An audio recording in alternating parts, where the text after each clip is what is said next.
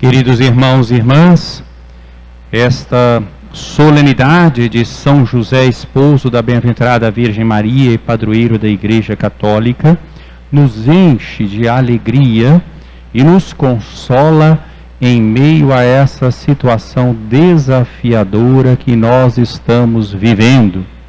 Em José, nós vemos o cumprimento da promessa de Deus. Através do profeta Natã, Deus prometera a Davi que da descendência dele viria aquele herdeiro abençoado, aquele que seria para Deus um filho. Mas tudo se cumpre não conforme as expectativas humanas, mas pelos caminhos que Deus quer. Deus escolhe os pequenos, Deus escolhe os fracos, e a glória de Deus não corresponde à concepção de glória mundana que nós muitas vezes acalentamos e esperamos. Davi queria erguer um templo para o Senhor. No primeiro momento Natã concordou, mas depois, ouvindo a palavra do Senhor, Natã então disse que não seria Davi a edificar uma casa para o Senhor, mas o Senhor a edificar uma casa para Davi. E José é justamente aquele através do qual essa promessa de Deus se cumpre, porque José é descendente de Davi.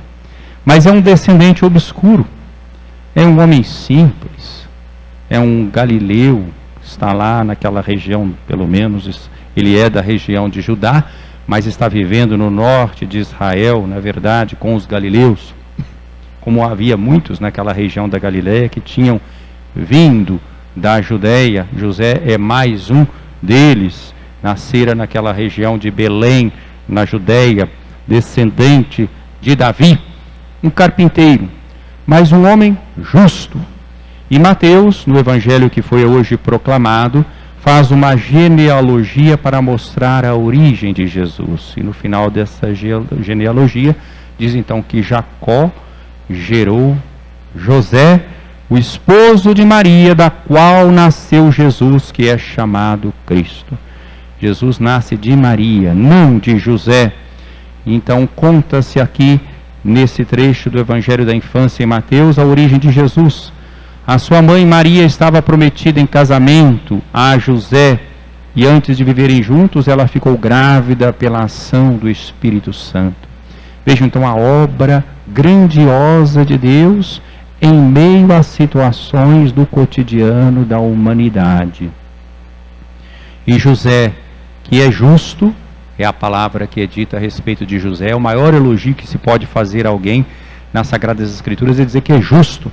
Justo no sentido de que ele quer sempre realizar a vontade de Deus, por isso é justo. Ele se ajusta à vontade de Deus, ele se adequa à vontade de Deus.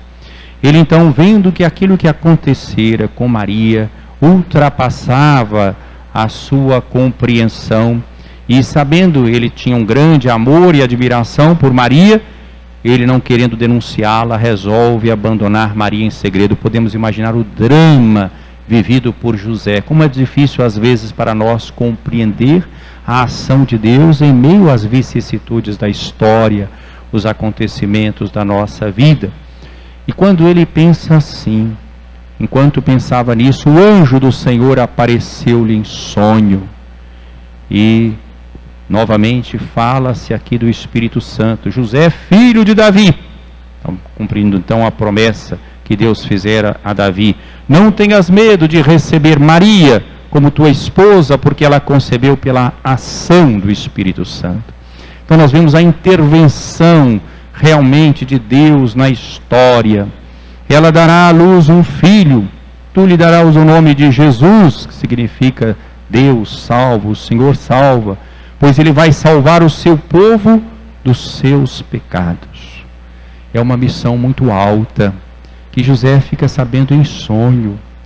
Mas José é justo, como eu disse, quer fazer a vontade de Deus, e José para nós é um modelo da pessoa de fé. Quando acordou, José fez conforme o anjo do Senhor havia mandado. José, portanto, é o homem da obediência da fé. Ele dá audiência a Deus e ele executa, ele abraça a missão que Deus lhe confiou. Se José viveu um drama muito grande nessa noite escura em que ele não sabia o que fazer, por outro lado, nós podemos imaginar quanta consolação teve José, que foi agraciado com a visita de Deus através desse anjo que lhe comunica em sonho o projeto de Deus, mas ao longo da sua vida, porque José vai viver para quê? Vai viver para Maria e para Jesus. José é esposo de Maria. Maria é sua e não é ao mesmo tempo.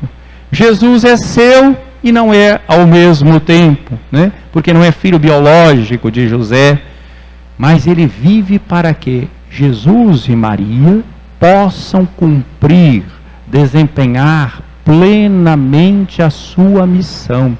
Com certeza, Deus lhe deu uma grande graça para que essa obediência que ele teve pudesse ser sempre perseverante e com alegria e generosidade, como nós vemos. Não conhecemos uma palavra sequer de José. As Escrituras não registram que é um homem justo, que é um homem obediente, que é um homem generoso, que é um homem criativo, como lembra o Papa Francisco na sua carta a propósito desse ano de São José, celebrativo, como foi lembrado no comentário inicial dos 150 anos em que o beato Papa Pio IX proclamou José como patrono da Igreja Católica. Então ele tem uma obediência criativa, é obediente, é o homem do silêncio. Como nós precisamos de silêncio, quanto barulho hoje. E eu não me refiro simplesmente ao barulho exterior, que também é grande, né? Talvez nesses dias de pandemia, em alguns lugares ele possa ser menor, né? Mas eu me refiro à vivência na superficialidade, inclusive nas redes sociais. Quantas vezes as pessoas ficam aprisionadas pela comunicação virtual e confundem a virtualidade com a realidade e vivem escravos das redes sociais e do mundo virtual, alienando-se da realidade, vivendo em bolhas, polarizados ideologicamente, politicamente, de forma religiosa, ao invés de se abrirem para o diálogo do amor, o diálogo salvífico proposto por Deus, que nos leva à vivência da fraternidade, da filiação divina. José é obediente àquilo que é a revelação de Deus, aquilo que está nas Escrituras, ao projeto de Deus. José é ouvinte da palavra, ele é verdadeiramente um filho de Abraão. Vejam que a segunda leitura se presta hoje aqui até como uma espécie de comentário a esse evangelho que foi proclamado. Essa segunda leitura, tirada da carta de Paulo aos Romanos, fala justamente que nós somos justificados pela fé. José é esse homem da justiça e da vivência da fé. Essa justificação que Deus prometeu a Abraão. No tempo de Abraão não havia a lei, havia a proposta de Deus, a promessa, e Abraão obedeceu e se colocou a caminho. Abraão, portanto, é pai daqueles que mais tarde abraçariam a lei no tempo de Moisés, e pai também daqueles que vivem fora do regime da lei, porque foi prometido a Abraão que ele seria pai de uma multidão de nações, de povos, e é justamente da descendência de Abraão que nós viemos. Davi também é descendente de Abraão, nós somos descendentes de Abraão. José é esse descendente por excelência, que realiza plenamente na sua vida a fé abraâmica, acolhendo inteiramente o projeto de Deus e sendo para Jesus um verdadeiro pai, como nos recorda o Papa Francisco na sua carta. Ele amou Jesus e Jesus o amou. Ele amou Jesus com um coração de pai, embora não fosse o pai biológico. Jesus o amou e o prestou a ele toda a reverência que um filho presta a seu pai. Não tenhamos dúvida, como diz São Bernardino de Sena, que na glória, nos céus, o Senhor Jesus continua tendo para com seu pai adotivo neste mundo todo o carinho e todo o respeito pela missão que ele teve, pela obediência da fé que ele viveu e que foi causa para todos nós de salvação. É José quem vai dar ao Filho de Deus que entrou na nossa história o nome Jesus. O Senhor salva. Por obediência ele dá esse nome de bênção, fora do qual não há outro nome pelo qual nós possamos ser salvos, a não ser o nome de Jesus. E esse nome é dado através de José, vinculando Jesus então à descendência de Davi, porque José é o pai legal de Jesus, né? Pai jurídico de Jesus. Então essa obediência da fé no silêncio, um silêncio que não é uma espécie de temperamento introvertido, não é isso, é um silêncio de quem acolhe, acata a vontade de Deus, de quem é humilde, de quem sabe que o projeto de Deus é maior do que os nossos pensamentos. Como dizia o profeta Isaías, tanto os céus distam da terra, como os pensamentos de Deus são distantes dos nossos pensamentos. Então José aceita o mistério. José é um homem simples, carpinteiro, prático, obediente, no silêncio, mas é também o homem da fé e do mistério. Ele percorre a sua história dedicada à vida, à missão, à vocação de Maria e de Jesus. Ele percorre a sua história não com a certeza da evidência, mas com a certeza e a luz da fé. Portanto, José ilumina a nossa vida. Todos nós precisamos ter em José um exemplo, não só um intercessor, não só um protetor, mas um exemplo de quem aceita na sua vida simples do dia a dia a manifestação de Deus.